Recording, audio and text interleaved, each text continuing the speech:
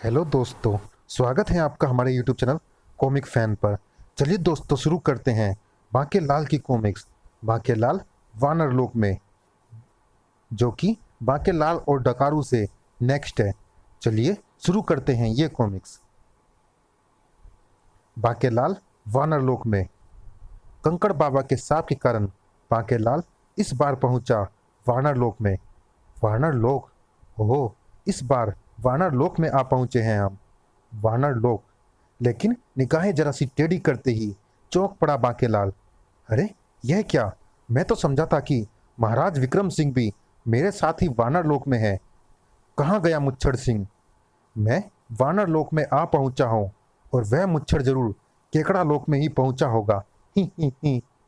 ओह, लगता है इस बार हम पृथक योनियों में जा पहुंचे हैं। चलो बला टली, कमबख्त ने पपिया ले लेकर मेरे गालों को सुजा डाला था। भू भू, पुच पुच। चलते चलते सहसा बांके ठिठक कर रुक गया। ओह, इस नदी को पार करने के लिए ही वानरों ने ये वृक्ष तोड़कर यहाँ गिराया होगा। बांकेलाल नदी पार करने लगा। अचानक, अपनी खैर चाहता है तो वापस चला जा, पहले लंगूरा नदी पार करेगा। ओहो, इसकी अकल दुरुस्त करनी पड़ेगी। लंगूरा की धमकी सुनकर बांकेलाल को भी क्रोध आ गया था। अरे मूर्ख, बांकेलाल से उलझकर आज तक कोई सुखी नहीं रहा। अपनी भलाई चाहता है तो मेरे रास्ते से हट जा, वरना वरना क्या करेगा सीकड़ी। बस यह सुनना था कि बांकेलाल का पारा जा पहुंचा 7वें आसमान पर। सीकड़ी बोला, ले ले देख मैं क्या करूंगा। अरे अरे रे, उफ, मैं गिरा, बचाओ, छपा। ही ही ही ही ही। क्यों बेटा लंगूरा, होश ठिकाने आ गए न, या नहीं? कमबख्त मुझे सीकड़ी बोलता था। ही ही ही। बचाओ, मुझे बचा लो बांकेलाल। खुजला नामक इस नदी का जल पूरे शरीर पर खुजली मचा देता है। आह, बांकेलाल मुझे माफ कर दो, मेरे पूरे जिस्म पर बुरी तरह खुजली हो रही है। अगर तुमने मुझे शीघ्र ही बाहर ना निकाला तो इस नदी में ही मेरी समाधि बन जाएगी। आह, ठीक है, मेरी पूंछ पकड़कर बाहर आ जाओ। आह आह, मैं मर गया। नदी से बाहर निकलते ही लंगूरा बुरी तरह अपना शरीर खुजाता हुआ किनारे की तरफ भागा। बाप रे, मर गया मैं तो इस बांकेलाल नाम के वानर से उलझकर। इसे कहते हैं जिसकी लाठी उसकी भैंस। ही ही ही। चल भैया बांकेलाल, वह दिखाई पड़ रहा है वानर लोक। वानर लोक की ओर बढ़ता बांकेलाल उस सुंदर ताल के पास ठिठक कर रुक गया। और ओ, वानर लोक की सुंदरिया। बांकेलाल की खोपड़ी खुराफात से भर उठी। अगर मैं इनके वस्त्र उठाकर नदी में फेंक दूं तो? वाह, यह सोचकर बांकेलाल ने उन वानर सुंदरियों के वस्त्र उठा लिए। उस मुच्छड़ विक्रम सिंह के साथ रहते रहते तो बांकेलाल शैतानी करना ही भूल गया था, जो कि उसका सबसे पसंदीदा शौक है। ही ही ही। बांकेलाल यह क्या शैतानी करना चाहता है? बांकेलाल ने वस्त्र उठाकर नदी में फेंक दिए। ओह, इसने तो सभी वानर कन्याओं के वस्त्र उठाकर नदी में उछाल दिए हैं। और यह क्या? उफ, वस्त्रों में तो सांप छिपा बैठा था। जबकि अपने वस्त्रों को जल में तैरता देख सभी वानर कन्याएं चिल्ला पड़ी। अरे, हमारे वस्त्र! पकड़ो उस शैतान को। राजकुमारी जी, उस वानर ने हमारे वस्त्र नदी में फेंक दिए हैं। बाप रे, भागो रे बांकेलाल। अरे रुको। किसी तरह वानर कन्याएं अपने गीले वस्त्रों तक पहुंची, और जब उन्हें पहनकर वे बाहर निकली। राजकुमारी जी, अगर वह शैतान वानर लोक में कहीं दिखाई पड़ जाए तो हम सब मिलकर उसकी इतनी मरम्मत करेंगे कि कमबख्त अपनी सारी शरारतें भूल जाएगा। ठहरो, अगर बांकेलाल ऐसा ना करता तो तुम में से किसी एक के प्राण अवश्य निकल जाते। बांकेलाल, क्या मतलब? वह देखो, वह सांप भी इन्हीं वस्त्रों में छिपा बैठा था, जिसे मैंने अपनी आंखों से वस्त्रों के साथ ही नदी में गिरते देखा था। बाप रे, जान बची। थोड़ी देर और पानी में रहता तो डूब जाता। अच्छी। ओहो, तब तो बाकेलाल ने हमारे प्राण बचाकर हम पर उपकार किया है। किंतु राजकुमारी जी, ऐसी बात है तो फिर वह भागा क्यों? शायद सांपों को देखकर वह भी डर गया होगा। उधर बाकेलाल जा पहुंचा वानर लोक की बस्ती में। आखिर मैं वानर लोक में आ ही पहुंचा। कुछ और आगे बढ़ते ही एकाएक आश्चर्य से उछल पड़ा बाकेलाल। अरे, यह क्या? वानर लोक के इन 4 ऊंचे वृक्षों पर यह किसका शानदार निवास बना है? ये निवास वानर राज सुग्रीव का है, परदेसी वानर। ओहो, पर तुम कौन हो?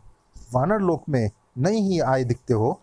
मेरा नाम बाकेलाल है बाबा, और आज से मैं भी यहीं रहूंगा, यहाँ यानी इस शानदार महल में। ही। बाकेलाल उसी पल से उस महल में प्रवेश करने की तरकीबें सोचने लगा।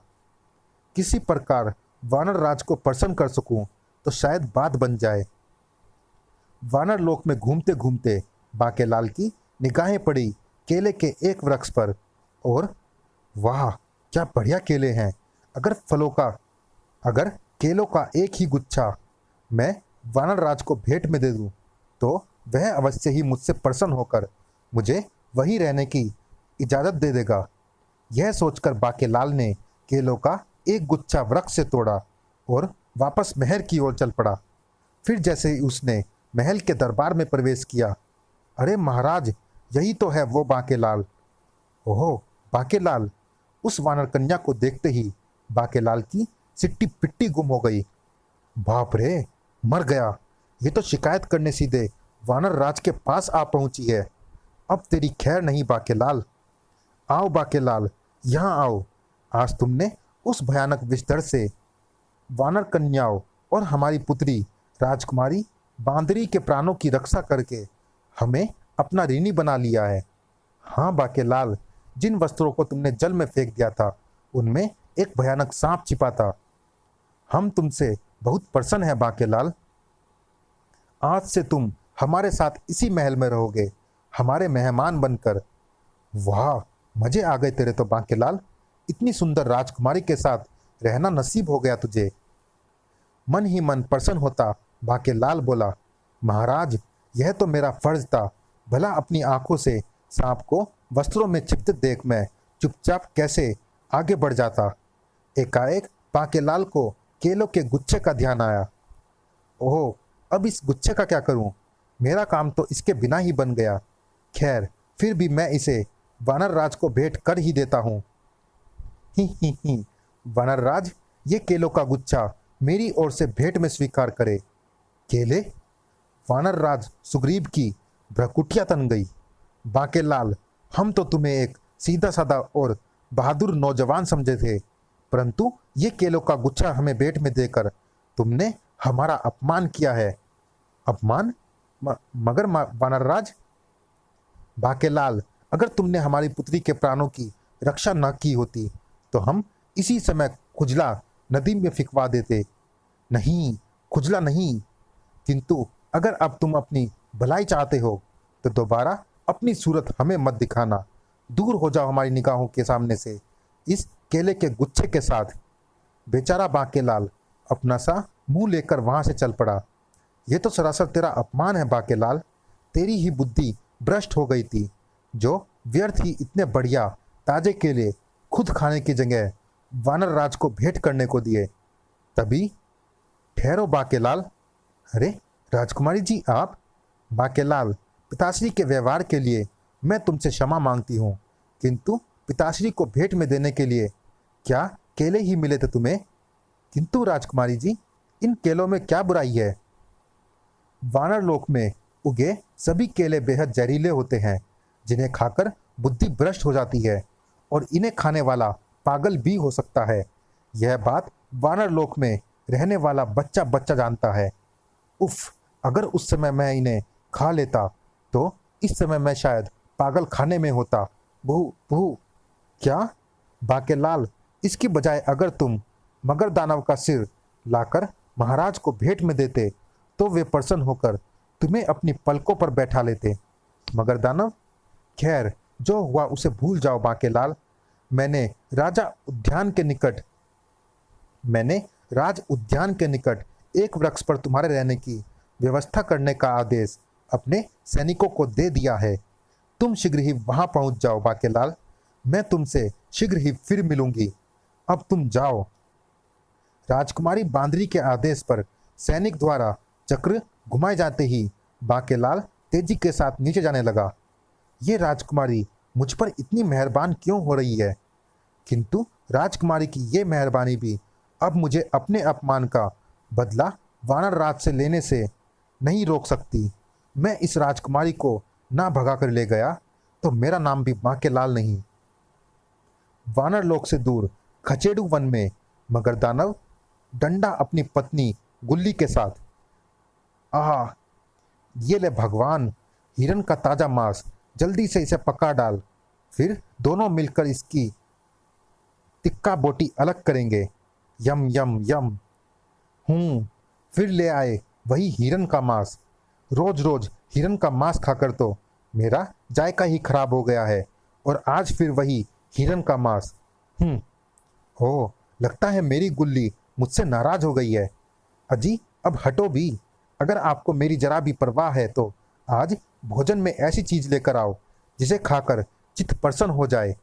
यह बात है तो फिर देख कि आज मैं तेरे लिए क्या लेकर आता हूँ।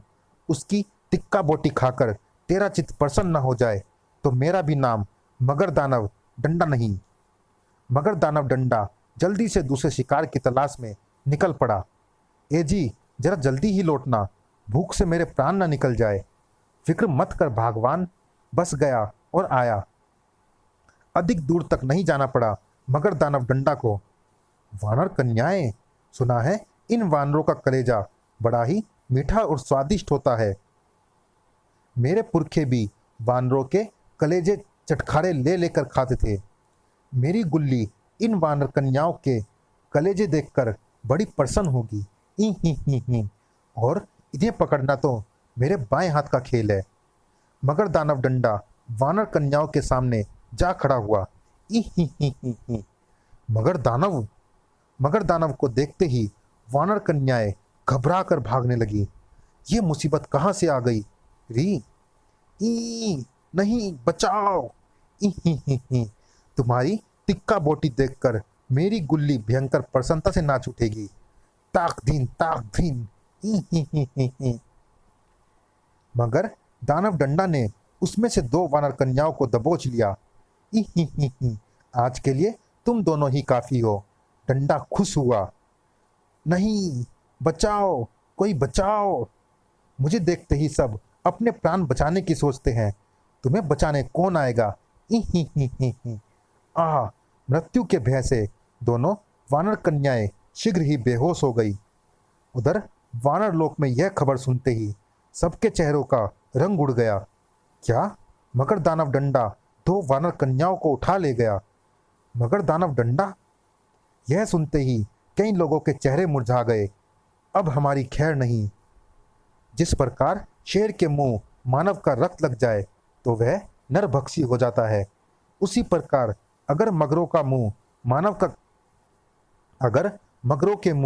वानर का कलेजा लग जाए तो वह वानर भक्षी हो जाता है। बाकेलाल उन सब के उतरे हुए चेहरे देखकर मन ही मन प्रसन्न था। अब पता चलेगा उस सुग्रीव को जब सामना होगा मगर दानव से। ही। बात वानर राज सुग्रीव तक पहुंची। क्या कहा महामंत्री काली? मगर दानव डंडा 2 वानर कन्याओं को उठा ले गया। जी हाँ महाराज, अगर उसे शीघ्र ही समाप्त न किया गया तो संपूर्ण वानर लोक का अस्तित्व ही संकट में पड़ जाएगा। ऐसा नहीं होगा महामंत्री काली। हम अभी कुछ सैनिकों को मगर दानव डंडा की तलाश में भेजते हैं। वानर सेनापति जंगद के नेतृत्व में सैनिक चल पड़े मगर दानव डंडा की खोज में। बढ़े चलो मेरे बहादुर वानरों, आज मगर दानव डंडा का सिर लेकर लौटना है। इधर बाकेलाल का मस्तिष्क तेजी के साथ वानर राज सुग्रीव से अपने अपमान का बदला लेने की तरकीबें सोच रहा था। वानर राज से अपने अपमान का बदला लेने के लिए राजकुमारी बांदरी को कैसे अपने वश में करेगा बांके? सोच, कोई तरकीब सोच। कुछ सोचते सोचते अचानक उछल पड़ा बांकेलाल। अरे राजकुमारी, ये तो इधर ही आ रही है। बांकेलाल जी, आप यहाँ बैठे हो और मैं न जाने आपको कहाँ कहाँ ढूंढ कर आ रही हूँ। किंतु राजकुमारी जी, मुझसे ऐसा क्या कार्य आ पड़ा कि आपको मुझसे मिलने यहाँ आना पड़ा? बांकेलाल जी, मकर दानव डंडा दो वानर कन्याओं को उठा कर ले गया है। हो, यह समाचार सुनने के बाद भी आप अकेली चली आई राजकुमारी जी? बांकेलाल जी, आपको भी इस नदी किनारे अकेले आकर नहीं बैठना चाहिए। मगर दानव का क्या भरोसा, अगर आपको कुछ हो गया तो फिर मेरा क्या होगा बांकेलाल जी? क्या मतलब? मुझे आपसे प्रेम हो गया है बांकेलाल जी। आप पर कोई संकट आए उससे पहले ही मैं अपने प्राण त्याग दूंगी। क्या? और बांकेलाल के मस्तिष्क में शैतानी लगी कौन ने? वो मारा पापड़ वाले को। मछली खुद ही फंस गई जाल में। अब मैं दिखाऊंगा सुग्रीव को दिन में तारे। ही। कुछ सोचकर बांकेलाल जल्दी से बोला, राजकुमारी जी, आपने बांकेलाल को इतना डरपोक और निरा निखट्टू ही समझ लिया है क्या? मैं तो यहाँ बैठा उसी मगर दानव डंडा की राह तक रहा हूँ कि कब वह यहाँ आए और कब मैं उसके शरीर में भूसा भर सकूं। ही। हटिए, आपको तो अपनी जरा भी परवाह नहीं बांकेलाल जी। और राजकुमारी की इस अदा पर बांकेलाल ठहाका लगाकर जोर से हंस पड़ा। ही। शुक्र है वह मगर दानव डंडा यहाँ नहीं आया, वरना मार मार कर मेरे ही शरीर में भूसा भर देता। चलिए दोस्तों, इस भाग में इतना ही। ये मजेदार कॉमिक जारी है अगले भाग में भी। मिलते हैं इसी कॉमिक्स के अगले और अंतिम भाग में। तब तक के लिए धन्यवाद।